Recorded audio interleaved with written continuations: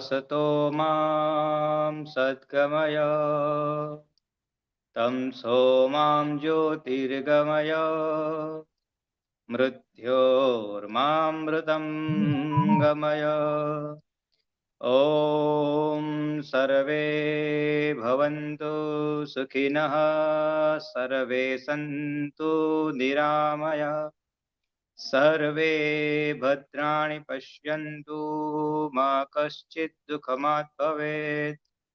ॐ भूर्भुवस्वः तत्सवितुर्वरेण्यं भर्गो देवस्य धीमहि धियो यो नः प्रचोदयात्। First of all, I would like to wish all viewers, Tamil viewers, Telugu viewers, a very blessed Kavadi festival. Today is a very big day when it's come to the Kavadi festival. Bhagwan Kartikeya bless all of you with good health, prosperity, joy, and happiness. Today is a day which is we call one of the very auspicious day we can consider too in our Hindu calendar. But today we're discussing about funerals. We're living in a unprecedented situation, which most of time none of us has faced it. When it's come to the funerals, how to handle the funerals into this environment where every second day we hear our loved one is passing away. We are in a tremendous psychological trauma. We are in a situation where we don't even know who to contact, how to contact, when to contact, what to perform. In these circumstances, what is our Hinduism teach? What basic we can do? And then after, what else we can perform when it's come to the last rites and the rituals in regards of the funerals and 10 days, 13 days, according to the family traditions. Today we're going to discuss about it, importance of the funeral. There are the many questions about it, the funeral. Where we're going to try to give you an answer and will make you understand what one can perform, basics for them loved ones. This is an emotional time we go through, but remember one thing, Bhagavad Gita, Bhagwan Sri Krishna says, our real taste comes into the challenging time. And if that particularly challenging time, if we handle with the maturity, if we handle with the calmness, if we handle with the proper understanding, then that particular time will teach us many things in our life. But if we involve ourselves in a chaotic situations, if we involve ourselves into the situations where we create uneasiness for many lives, then we will not find a solution. We will sit with the complaints. Today we are going to discuss about the solution, not a actual that complains in regards of these funerals which we face it day to day life. So I'm going to hand over to Yashika Ben, and she will lead us from our guest and everyone. Bahut dhanyavad, Guruji. As you're saying, today it's a very difficult and challenging time in our country and globally. And with this COVID-19 pandemic, hours and even minutes matter. It is not about just knowing a person and they have been ill for a while and you have the opportunity to say goodbye. It is happening in an instant, and Hindus are finding it very, very difficult to cope. In the last few months, we know it's over 300 days since the COVID pandemic outbreak happened. And the country, as well as the global community, has been trying at their best to come to terms with this new reality. We are faced with a situation in the Hindu community where funerals are becoming an even bigger responsibility. And it is almost surreal that even with the crematoriums being packed with the number of people that or the deceased that have to go through their final rites, waiting in queues with families, etc. And it's becoming even more difficult to do so. With the situation at hand and the difficulty with the pundits being available all the time, the Hindu community has decided to use technology in order to conduct the funeral rituals. But is there something that the Hindu family can learn beforehand and to prepare themselves with?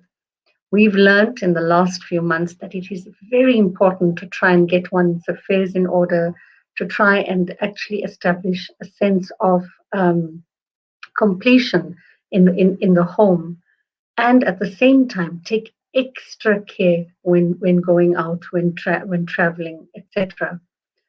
But with the sad situation of funerals, how many of our Hindus are acquainted with the rituals? We have in studio today Pandit Dan Sankar Maharaj, who is generally associated with the Radhe Shyam Mandir in Durban, but he's a priest that has been helping the Hindu community for many, many years. And he's here together with Guruji, who will be answering some of the difficult questions around Hindu funerals. Welcome, namaste, to the program Dharma Samvad today. Panditji, first up, and we were just talking about the fact that it's minutes. People don't even know that their, family members are dying all the time. And the Hindu is getting confused in terms of what do they do? How do they prepare themselves? In your understanding, Panditji, what can you explain what death is? And then we can go on to explain the Antyeshti Samskar and how we need to come to terms with it. Pandit Namaste, Dhansankarji. Ashika, and yes, Namaste Guruji, and Namaste to all who are listening in. First of all, we have to have a spiritual understanding of life. And when you have a spiritual understanding, then you will realize that there is only life and life and life. There is no such thing as death. Death is a misnomer. I'm not the house that I live in. I'm not the house that I live in. When my house breaks down, unless I'm attached to my house, I'm okay. I can now, depending on my resources, I will go and get another home, another house. So similarly, if I have this understanding that this body, which is made up of 5 elements, is a temporary dwelling where I live and express myself as Atma, as the consciousness. And when this body, for various reasons, either an accident or an illness or COVID-19 or whatever, cannot function anymore, then I will leave. And I will go depending on my resources. And that, when I say resources, I mean on my karma. Depending on my resources, I will then be able to go and take on another body to continue my journey, which is a spiritual journey. Whether we know it or not, we are all engaged on a spiritual journey. It's better that you know this and that you undertake this journey consciously, that life is a spiritual journey. So once you understand it like this, then death ceases to have the kind of grief and sorrow that it creates. It will cease to do that. Because all that you will see is that the one that I love, using the Upanishadic language, is not dead. The one that I love lives on, is just left the body and is on continuing their journey of life. So that, Yashika, is the understanding that has been bequeathed to us by our rishis, that we are spiritual beings having a human experience. It's not only that I have been in the human body, I've been in a plant body, I've been in an animal body. We talk about 84 lakh yoni, 8,400,000 species. I've had all kinds of experiences. And through good karma, I now have a human experience. And I have the opportunity of realizing my divine nature and putting an end to what we call avagaman, or this dying and being born. So I think this, once we have this understanding, then the grief that death causes will cease. I mean, human beings, I mean, all embodiments, remember, every embodied being, whether it be a plant or an animal or a human being, is going to face death. And it's not something that is happening now for the first time. Of course, we're all getting very concerned because it's a pandemic and it's COVID-19. But this is going on for aeons. So understand it from that point of view. And then you'll see, what death are you talking about? I am the birthless and deathless one. I was never born. I will never die. That is what our rishis are saying. That is what they said when they made this discovery, Yashika. They stood on the Himalayan tops and they said, Shrunvantu Vishwe Amritasya Putra. Listen, Amritasya Putraha, you are children of immortality. Why do you grieve? Isn't that what Bhagavan Sri Krishna says in the Gita? Absolutely. Do not grieve. Do not grieve. The wise man, the exact lines, I always tell people, always start reading the Gita from verse 11, chapter 2, where Bhagavan Sri Krishna says, his beautiful words, that the wise grieves neither for the dead, Shojayanan Vashojastvam Pragyavadangsta Bhajase Gatasuna Gatasungsta Nanushotanti Pandita. The wise Arjun grieves neither for the dead nor for the living, because the wise has come to understand that I am the immortal, birthless, and deathless one. I've just taken on a body, and I will utilize this human experience to realize my immortal divine nature. That Yashika, is what our great masters have bequeathed to us. That was beautifully explained. And I think it's also important for the Hindus to realize this eternal Atman, that it will constantly take different forms over many births, but the essence is the same. It is ultimately that one reality. It's not easy sometimes to remember that and these truths during the particular moments, I suppose. And sometimes, the Hindu gets to be confused because there's this attachment to the body because of the person, and then the letting go, the surrender in knowing that it is part and parcel of the absolute reality. So, Guruji, perhaps you can share a little bit about death and the nature of the soul and why we should seek comfort. Guru Gopal Vyasji, why do we need to seek comfort in the Lord during this time of death, knowing that this Atman is eternal, so that the mind can also be less confused and more at peace with with our surrender to the divine?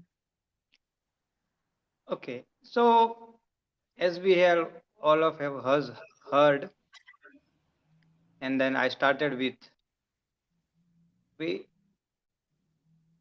we must understand that the two situations we face in our life. One is the practicality, another is a reality. And the third part, which is called the emotions. The moment the emotion kick start, then automatically the human forgot about all practicals and reality. It's not what we priests are talking about the soul today.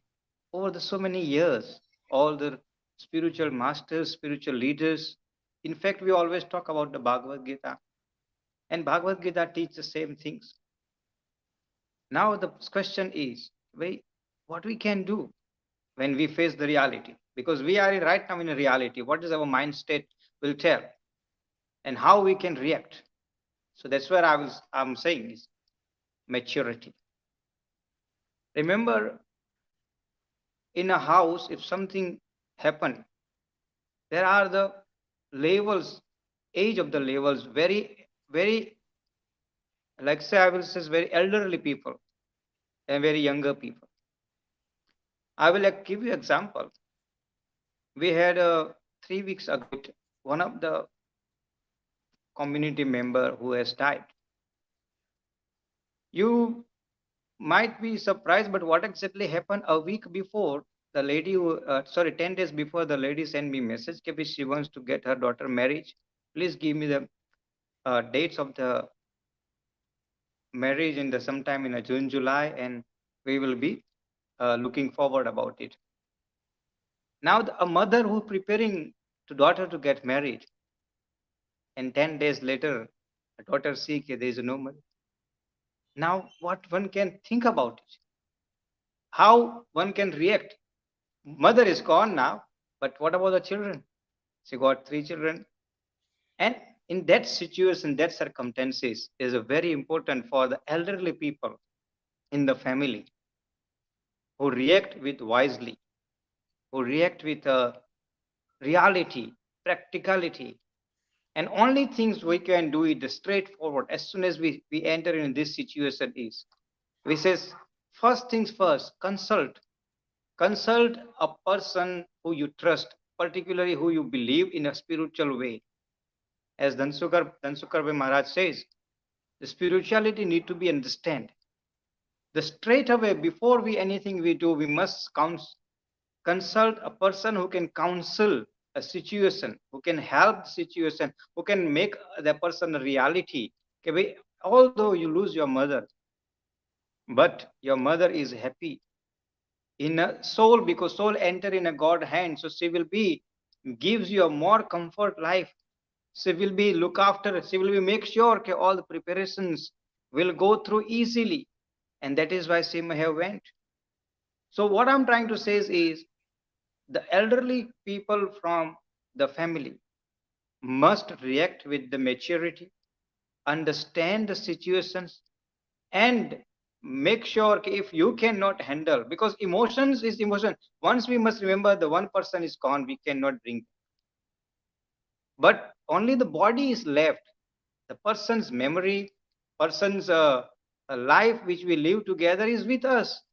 So we must live with those memory. We must think about it and consult a right person who can explain to you about the death. Although we all of us are coming with the Bhagavad Gita, again I'm repeating with the Bhagavad Gita, and then people always forget. Okay, two things we not in our hand: birth and death. We cannot decide when we're going to when we're going to born, and neither we can decide when we're going to die. If the something is not in our hand, so then that means our karma is end there. When the moment the soul leave the body, means our a particular karma with us from that person is end. Now by grieving about the person, actually we creating a more karma for, because that's where the soul will feel something, soul will hold back itself. And that is why we says, do not come under the influence of the wrong personalities who misguide you. And that's where our scriptures our Bhagavad Gita and our religious institutions are there to help you. In a 20 minutes or 30 minutes we cannot go through everything. So always I advise is kindly, if you are in the situation, circumstances like I explained about, straight away, elderly person, please play a wise role. Take your children to the spiritual person who can psychologically help them. And let me honestly, I'm saying, although I was out of town, as soon as I reached in the town, and then I met them, we did all the rituals, whatever was supposed to be. And today these children are very in a comfort situation. Very, we not saying that they are in a psychological trauma. They are in very comfort situation. They have accepted. Now they're focusing into the next level of the life. And that is why the spiritual leaders must play a vital role with wisely. Thank you, Panditji. That was very comforting to note. And I think those words of wisdom now will resonate a lot with our Hindu community. Coming back to the actual, rituals of the day and the funeral in itself, Pandit Maharaj, I want to pose a question to you. And you've recently done lovely, video clips explaining some of the rituals in the funeral, which has really, taken on social media quite considerably. In fact, I used a clip in a memorial a few days ago when one of our colleagues, dad had passed on, and it made them feel very comfortable. And we really must thank you for that, Pandit Maharaj. So the question is, when someone passes on, it's said that we should put tulsi and a piece of gold in the mouth. Why is this so? Well, I think it's universally known in the Hindu community that tulsi is a very holy plant, and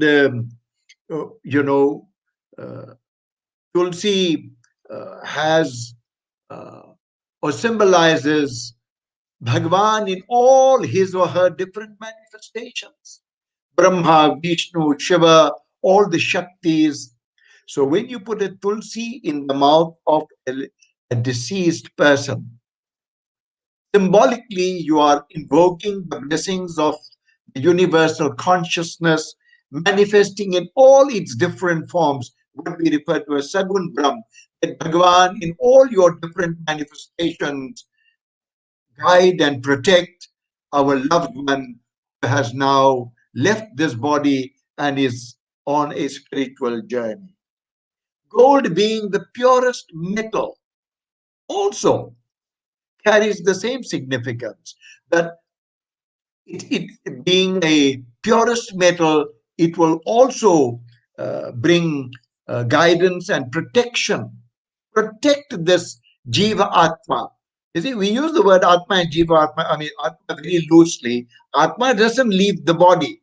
Although you often hear people saying Atma leaves the body. Atma never leaves the body. What leaves is the conditioned soul that we call the Jiva Atma. That may just this Jiva Atma be protected from all negative energies. So gold being a pure metal, it carries that purest energy. And in Bharatvarsh, most of our murtis, they use gold to make the murtis because it wards off negativities and it attracts only the best and the purest.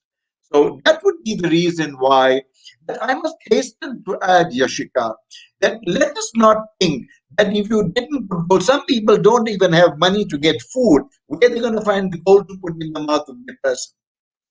So, these are rituals, and your belief, it is a belief system. Your belief is your relief.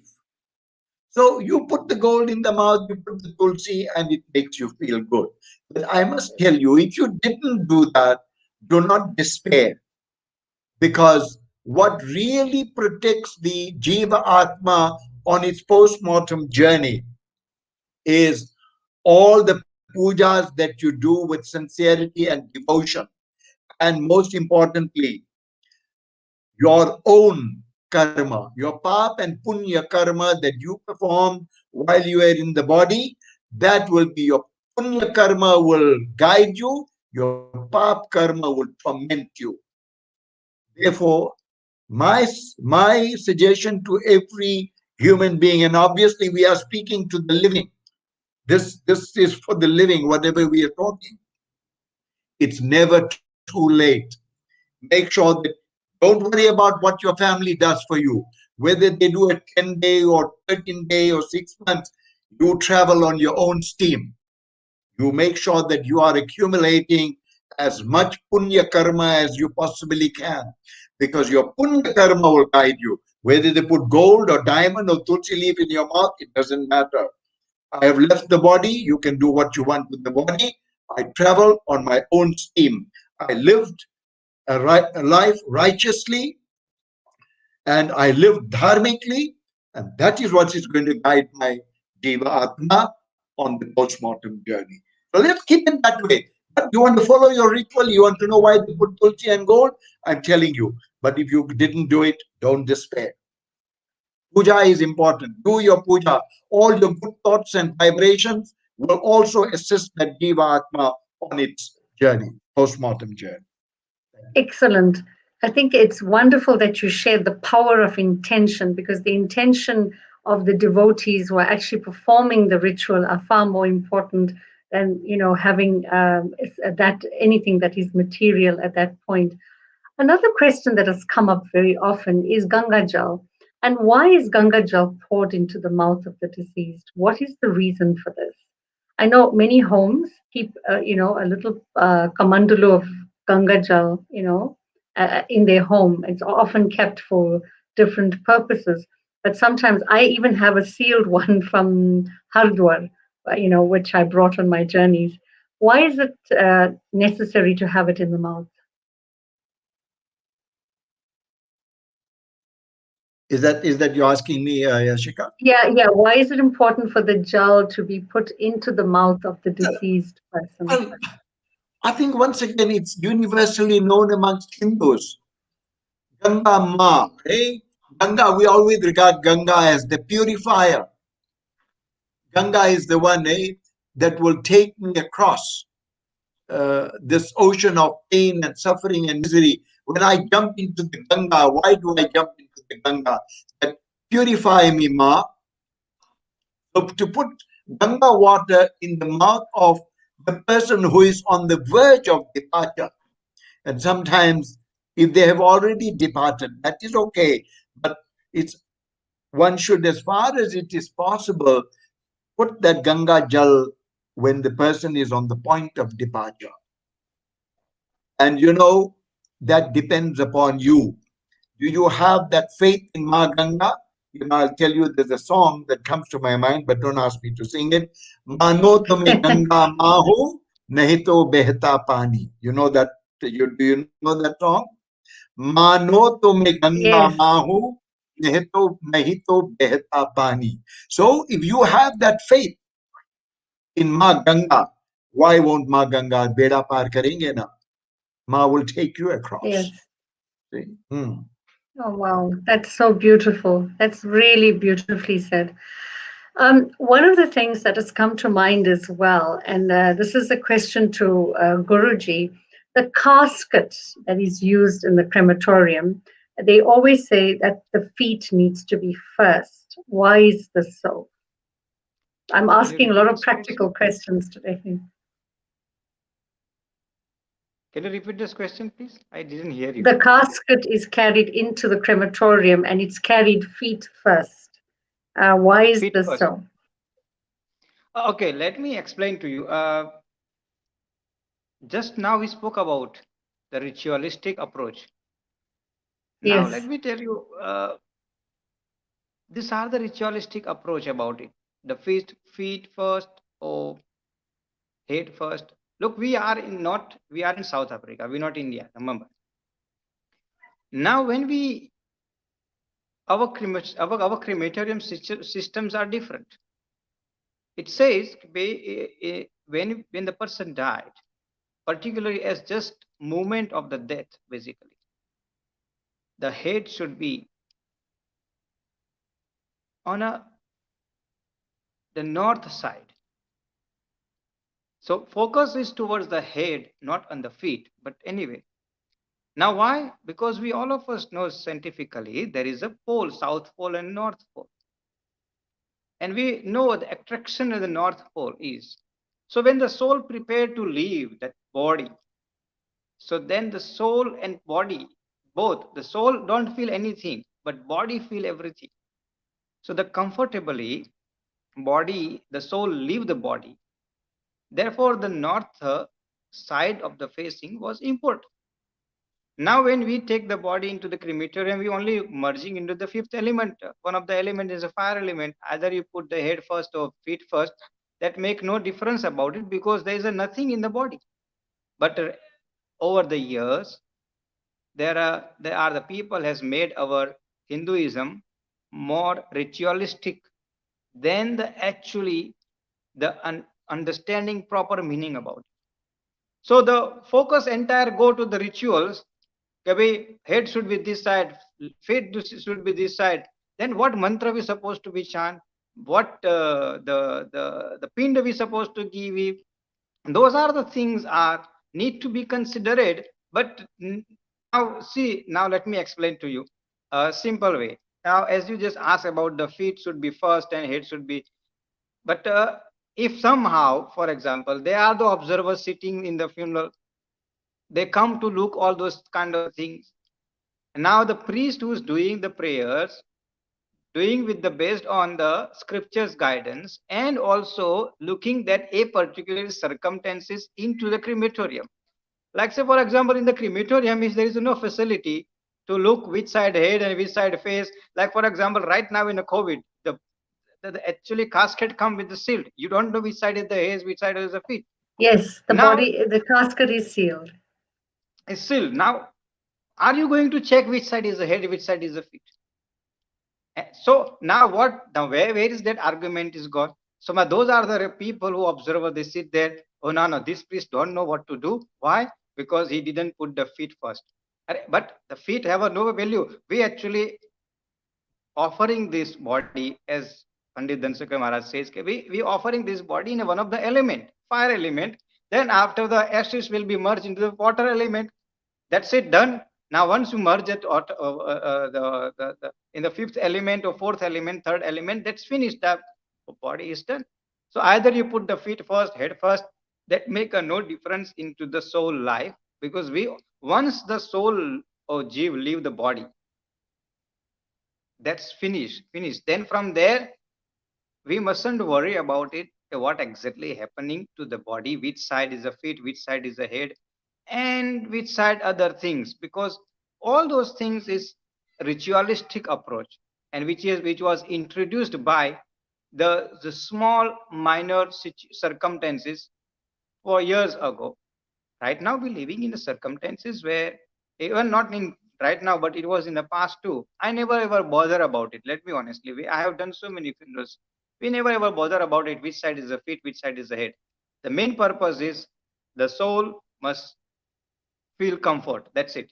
Other things, rest of things is only rituals. Okay. Thank you, Panditji. I think you've been very practical today.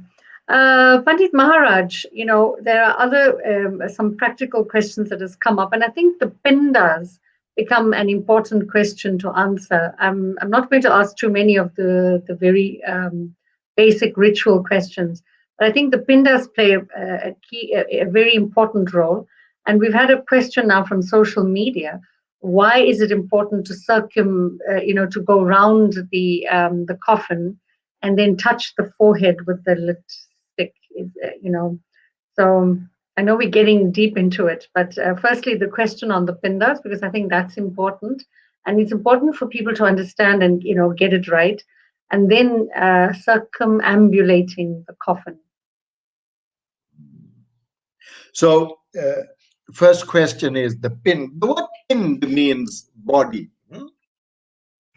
Right. And the Jiva Atma requires a body to express itself. Now, obviously, when the Jiva Atma has left this body, it is now in a bodiless state.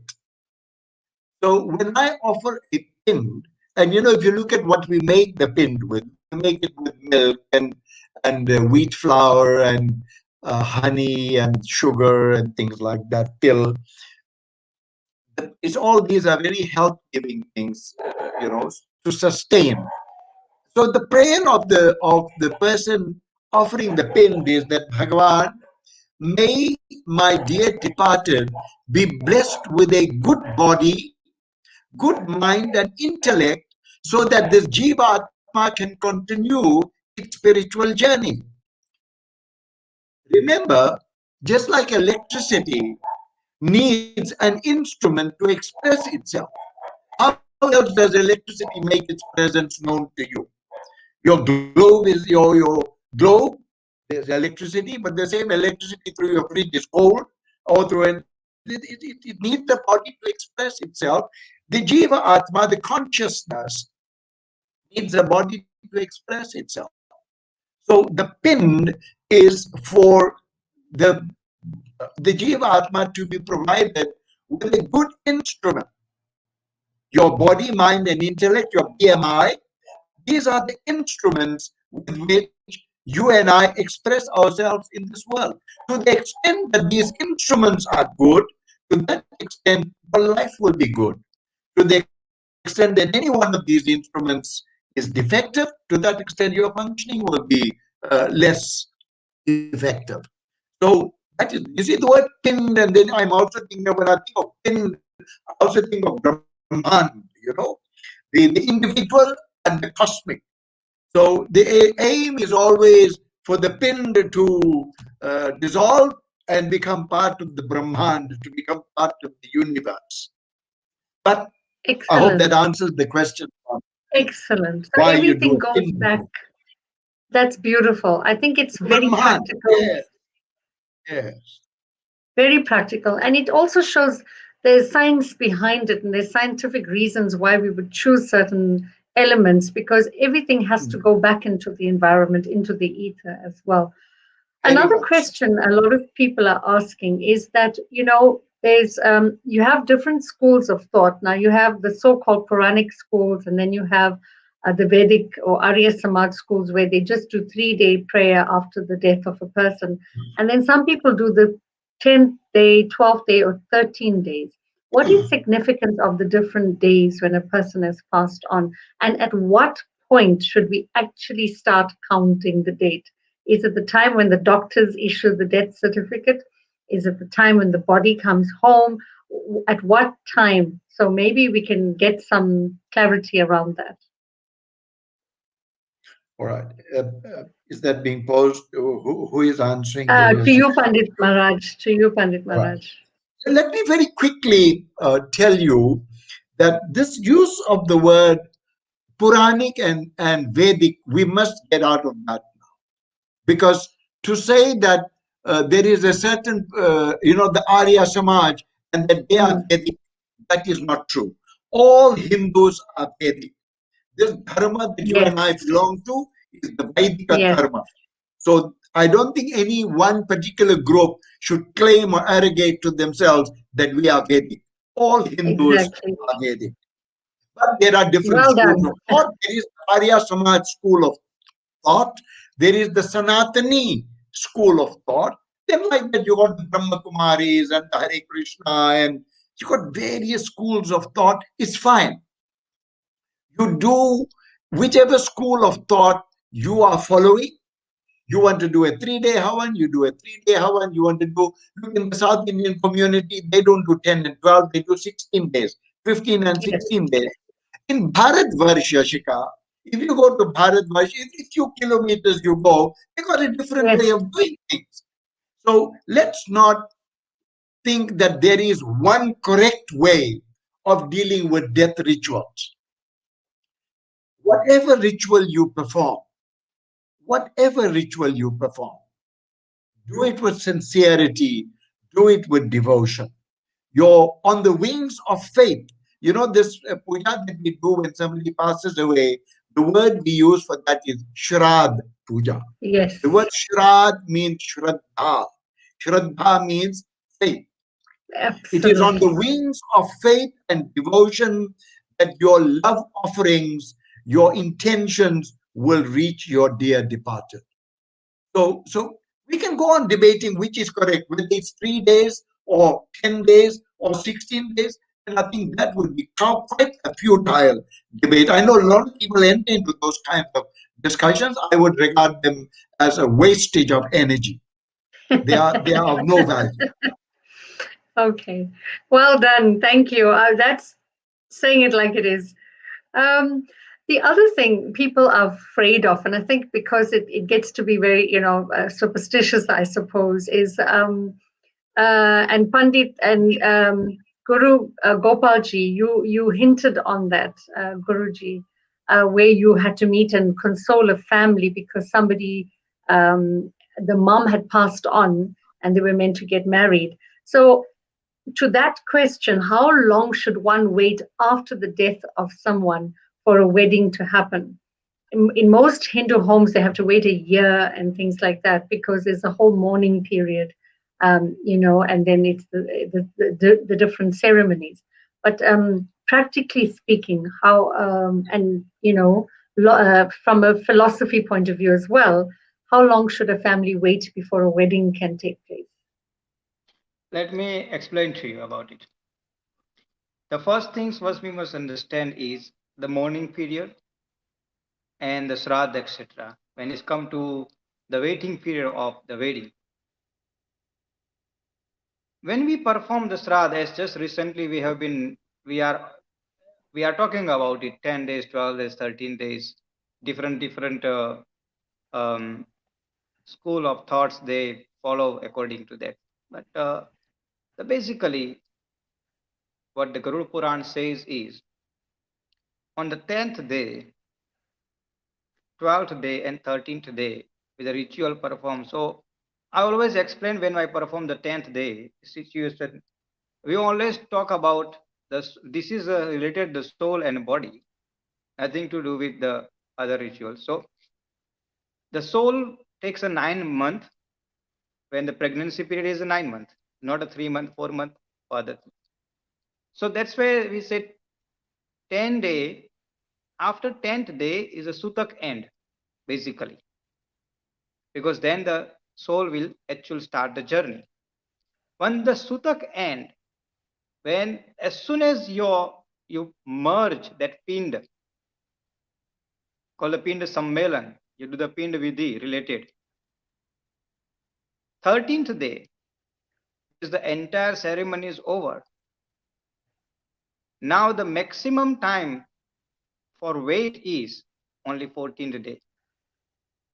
After that, if your circumstances do not allow you, then you can think about it, how to go forward it. And as I said, everyone's have a different kind of the situation. Every circumstances is different. Every time is a different. Now, when we are in the circumstances, for example, I will say, I will not talk about somebody else. I will talk about to my own family. 4 years ago, I was in South Africa, and sometime in January, my grandfather passed away. And the I'm so sorry. 4 days before of my cousin brother's wedding. Now, what we should do? Should we wait for 1 year or should we continue? Now, it is reality. Today, actually, he is celebrating his anniversary, 5th anniversary, 6th anniversary of wedding. Within a 10 days time, once the rituals, basically what we do according to the scriptures, we perform from the 16, 14, 16 days onwards, we started prepare the wedding. But we must understand this wedding does not means okay, we talking about you must have a lavish wedding. Here is the difference. We must be, because sometimes people go out of hand. Now you told us, now we must do it. We're not talking here about the lavish wedding. Wedding means okay, what exactly you both want to get married and consult the proper authority and then after think about it on what level you do the wedding. And anyway, right now, either somebody die or not. In fact, the COVID is not allowing you to get married with the any kind of the lavish kind of the situations. I have done That's three very wedding with true. only 2 people. I have done only three wedding with only 10 people. So the wedding, this is subject itself is a different. But when you can have it, if you're asking me, then I can tell you is maximum is a 14 day. After that, on basic level, you can have a wedding. And rest of things, as I said, everybody want to follow what they are talking about it. Then, because this is a ritualistic based society we have created, and nobody has consulted the right people, and there are the people who are there to always misguide under the name of the tag and title of the priest and pujaris. So I always say, please be careful and please be aware from who Thank you you. contacting, how you contacting, who basically we trust easily, but we don't know what agenda people are running behind the scene. And that is why when someone contact, we make sure we are contacting into the really right person who knows the scriptures. And we always talk based on to the evidence, scriptures based evidence, nothing from our pocket. And before I end, I have only one things to add it. And when we talk about that the karma, we must remember every single karma which we perform, the Bhagwan is note. There is a in the Bhagwan note, everything is get recorded. We don't want to show anybody else. We know who is watching us. Now, when is come to the who is watching us, that means that we are answerable direct to the Bhagwan. And if we are the responsible people, if we make the mistakes, we don't have to answer anybody else. We have to answer to the Bhagwan. And Bhagwan, when we go to the Bhagwan, we have to answer the Bhagwan, and Bhagwan will tell us what wrong you did. And if the hundred or thousands of the funeral we perform, and all the funeral we perform wrong, then how many pap karma we are adding in our account? And who is going to face those pap karma? We are the one who is going to face the pap karma. So the person who knows these basics, they will not allow you to do the wrong things, and they themselves will not do the wrong things too. So any advice a learned person, priest give, we must take it as a seriously. Excellent. Thank you for that, because the priests are meant to be the guides in our society, and they're meant to guide families.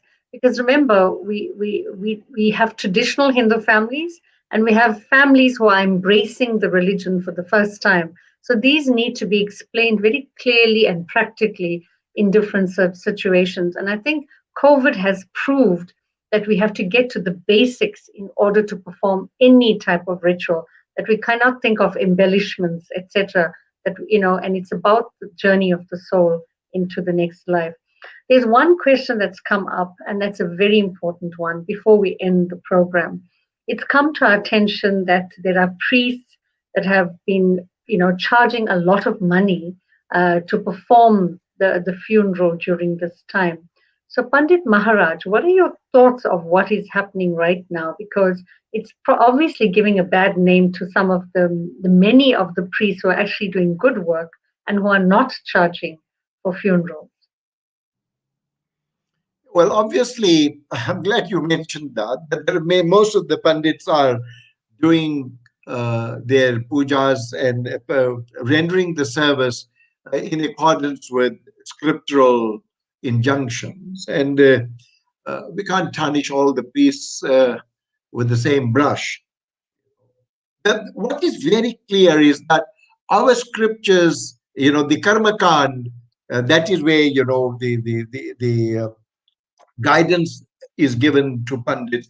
You are not supposed to charge. Remember, the word Guru Dakshina is a love offering. How can a Yes. fee be a love offering? Guru Dakshina is an appreciation, it's a love offering that you give willingly, voluntarily to the Pandit who has provided you with the guidance or the assistant or whatever. So charging a fee is not, but I'll tell you where it comes from. I must also tell you this, because sometimes we don't realize these Pandits who are doing this, because some of them have explained that to me, that Panditji, I travel 100 kilometers, and you see, there's exploitation on both sides, Yashika. There are Jajmans who exploit the Pandits who do That's not true. have a fee. So we must be fair to our Pandits also. But I will still not condone a Pandit who has a fee. You rather educate your Jajman rather than go against scriptural injunction. Stick to the scriptural injunction. Do not have a fee. Your puja must be performed as a karma yogi. No expectations, selflessly, unconditionally, you perform, you render that service. And of course, the judgments, there are a few judgments. Of course, there might be situations where you'll have to render a service and the judgment may not be able to give you out of pocket expenses that you might have incurred. It's fine. But Okay, Absolutely. stick to yes. scriptural injunctions.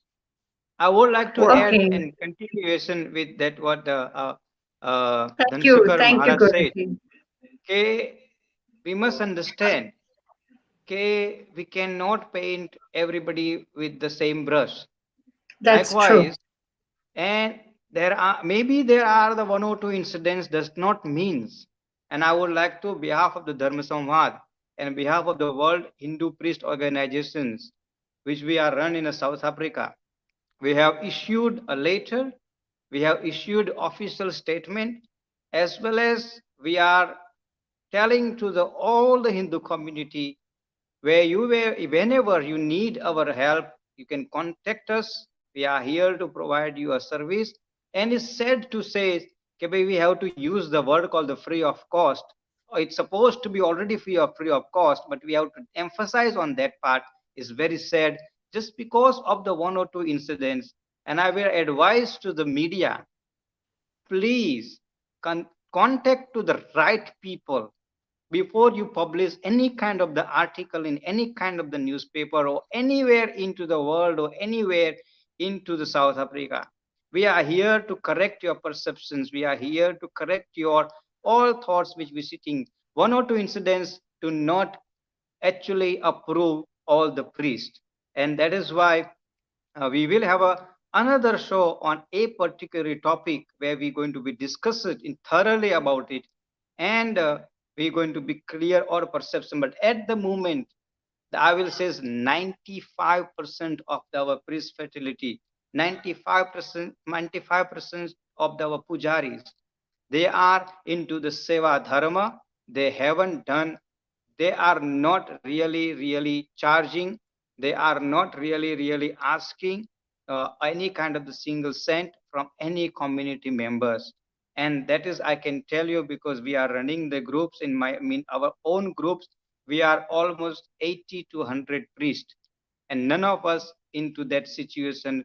Maybe one or two you might find out of that, but we make sure that every single priest are not charging, and we not going to be. I will say, please do not paint everybody with the one brush, because there is the misconception is going on. And please, we have to focus on to the main things on the issue is the death, and the charging is irrelevant when it's come to that. But because of the one or two people, we don't even know are they really priest or not. Honestly, I says investigation is still on. Maybe under the name of the priest, they are there to make all the priest name bad, and they want to perform, they want to create. And that is why there are the people who has published different kind of the articles and everything. I said, please contact us. We are here to give you an answer if you're watching us. Absolutely. I think that's well said, Guruji. I think it's an important issue, and it was important for us to raise today. We're nearing the very end of the show today on the funeral rituals, and we will be discussing the issue around the fee and what has happened in the media. Always remember, media tends to take things and exaggerate it, and it isn't always the truth, in terms of what is happening.